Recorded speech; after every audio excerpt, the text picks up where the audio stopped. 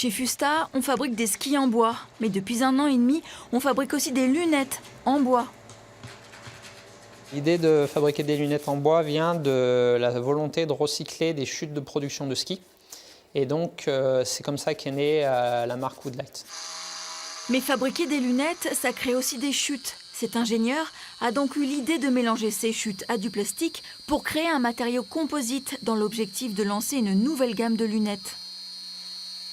On a des chutes de production et nous, notre volonté, c'est d'avoir un impact le plus faible possible. Donc, on réfléchit au choix des bois pour avoir un faible impact. On prend des bois d'essence française. Et ensuite, nos chutes, il faut qu'on en fasse quelque chose pour essayer de les revaloriser. Et donc ça, c'est une solution pour revaloriser ces chutes.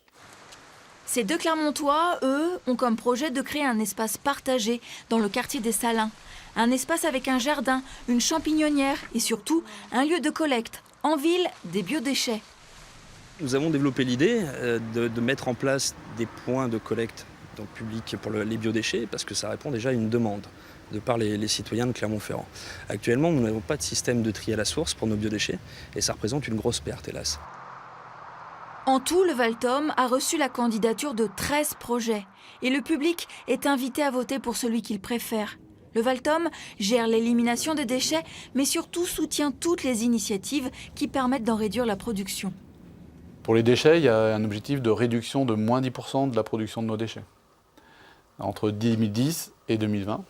Et aujourd'hui, on est plutôt, on va dire, en 2016, on est aux alentours de moins 2%. Donc il reste encore un long chemin à parcourir et c'est pour ça que toutes ces actions contribueront aussi à l'atteinte de cet objectif. Et pour voter, il suffit d'aller sur le site du Valtom avant le 22 septembre. Au bout de la procédure de sélection, 2 projets recevront 2 500 € chacun.